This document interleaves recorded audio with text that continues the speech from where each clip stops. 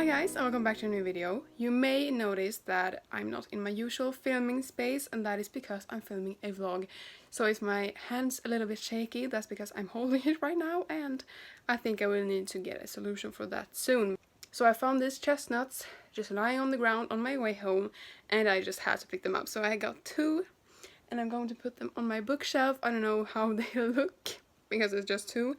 I want to pick up more of like chestnuts and acorns and stuff like that to make my bookshelf more autumn, because we're in October now, the spooky month, and this vlog is actually me reading 2 spooky books.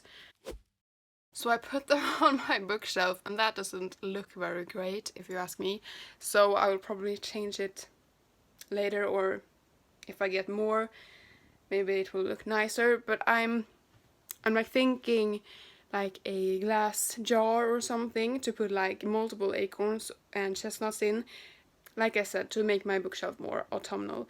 So my idea for October was to read as many books, spooky books, that I can, and I think I will just be able to finish 2 books, so I only have 2 spooky books on my TBR, and the first one I have actually already started, and that's House of Salt and Sorrows by Erin A. Craig.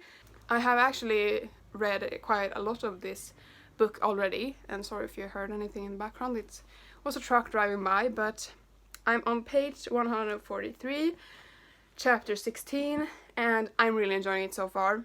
It's the 12 Dancing Princesses retelling. I talk about this book in my fall TBR video. I can link it here or here. Anyways, one of these corners, and I will also link it in the description if you want to check that out. But it's a 12 Dancing Princesses retelling. It's spooky, it's set on an island, and I can truly say that Erin A. Craig has done a great job with setting the mood of the book, because there's like some ghostly things going on, and it's set in this manor or mansion, whatever you want to call it, and it has a very dark atmosphere, and I think the author has done a great job with really showing us that. And in this book they worship a sea god, and therefore the sea is referenced a lot, and it also adds to the whole atmospheric, like dark, cold vibe. So I've been enjoying that, and this is my first time reading a spooky or horror ghost thriller book. I don't know what to call this book really, as you can see, but this is my first time reading anything like this. It has been a great experience so far, but I hope I will finish it this week, because I have another book that I will hopefully get to in this vlog, but I will talk about that when I get there. So my hair is a bit of a mess, as you can see. I'm actually just going to eat something because I'm quite hungry, and then I'm going to do some homework because I have a test tomorrow. We'll see how that goes, but yeah, I don't think I will be able to read much before dinner or today really, so hopefully tomorrow I will be able to read some more. So that's really my thoughts on this book so far.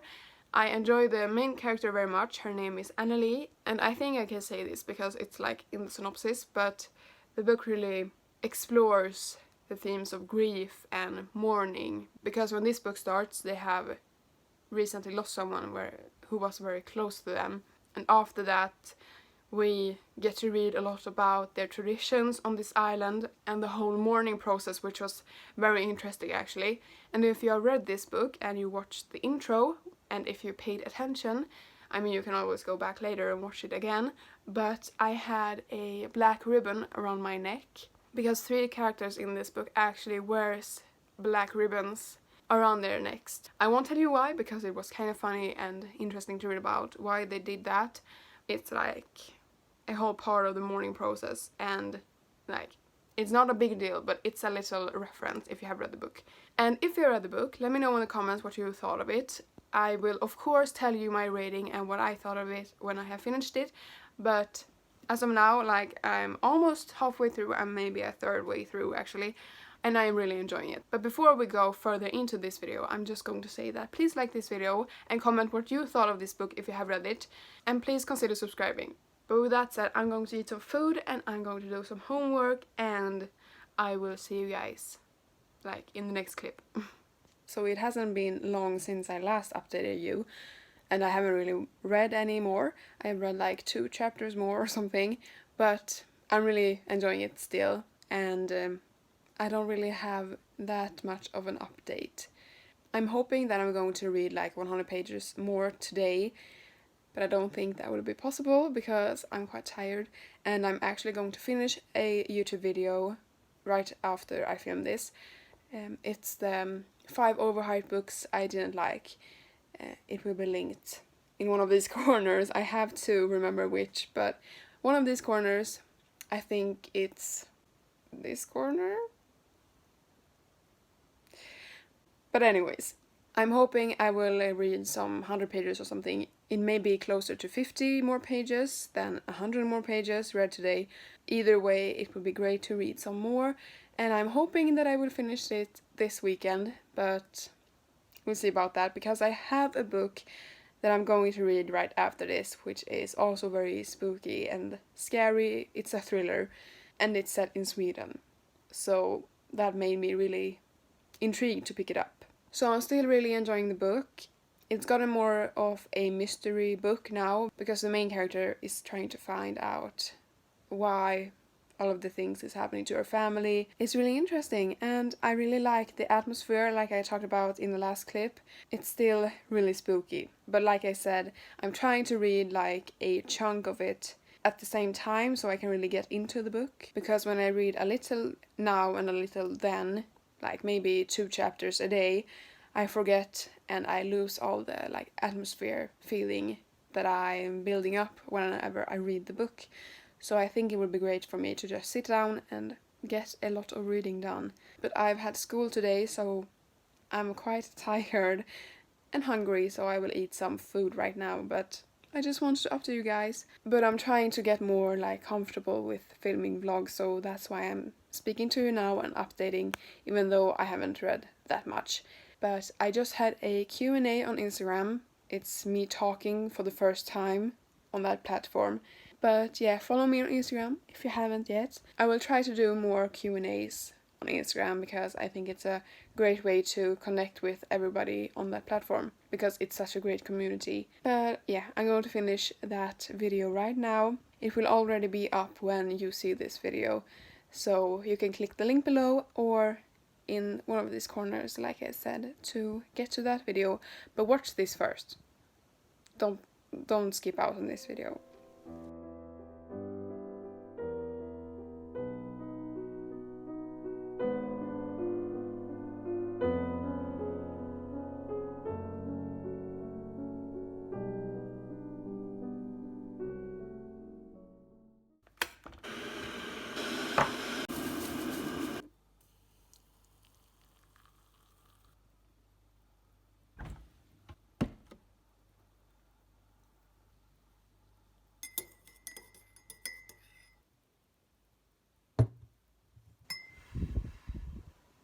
So I finished House of Salt and Sorrows yesterday, and I don't know how to feel about it.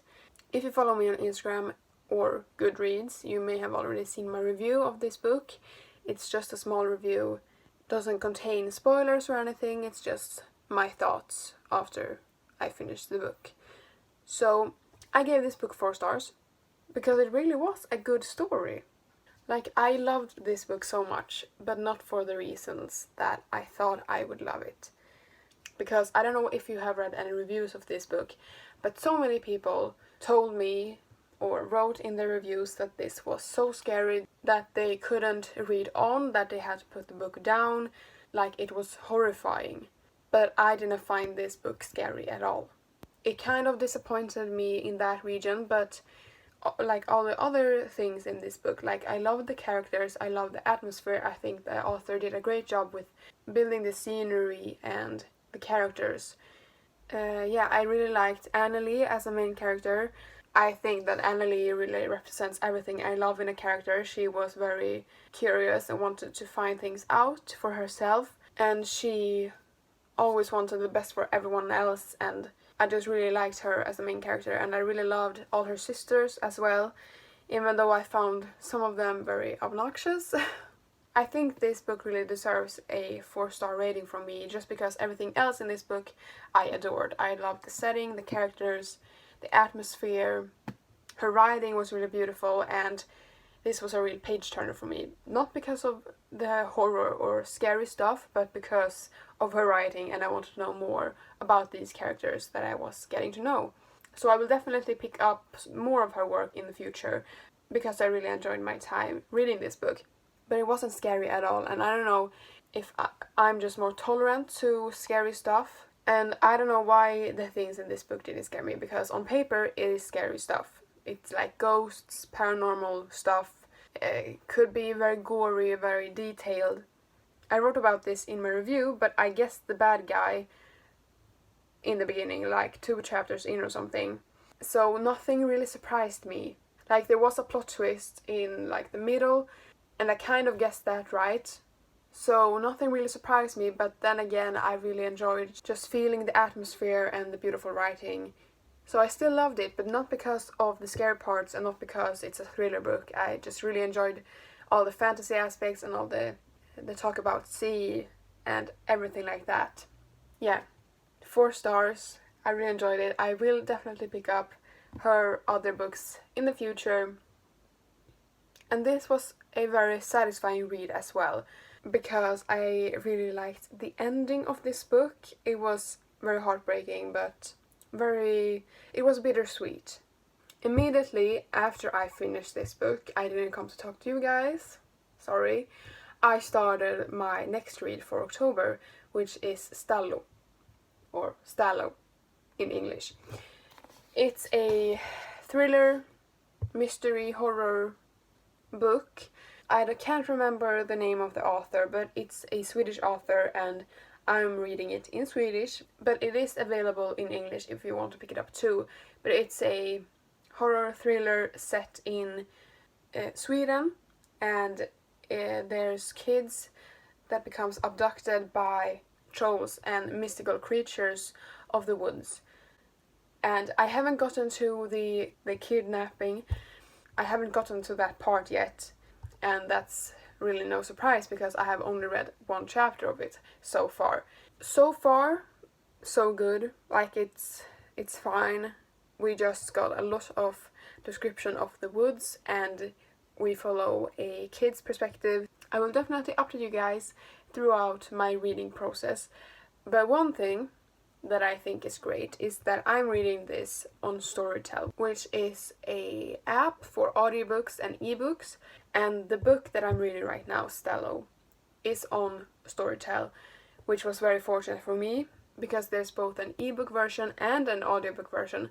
So if I get tired of like reading with my eyes, like reading the ebook form, I can just easily switch between them and start listening to the audiobook, which I think is very nice, and I will definitely be using that feature. But yeah, I was kind of sad that I didn't think that House of Salt and Sorrows was very scary, but like I still enjoyed it, so I'm not that sad. But because of that, I am hoping that this book is going to be more scary, but we'll see about that. But I'm hoping that it won't be the same case as with the other book, that I will be able to predict things, because it's not really fun to read a horror or thriller book where you know what's gonna happen. But anyways, so I will drink my tea and read my ebook, and I'm going to talk to you when I have read some more of the book.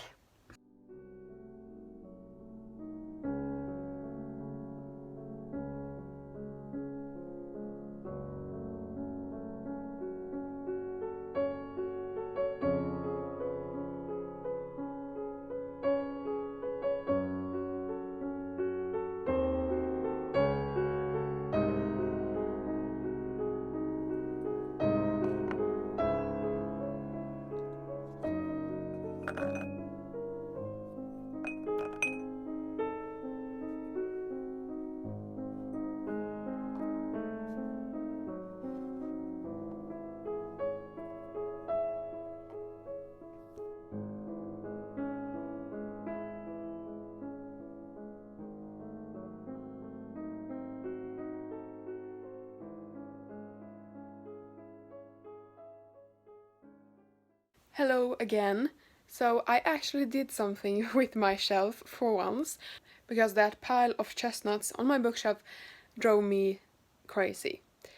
So I did something about it, because I had actually picked up some more chestnuts and added it to the bookshelf, and that didn't look great at all. I don't know if I updated you guys when I did that, but I actually found a small glass bowl to make my shelves more autumn. Here it is. You can't really see it because it's quite dark.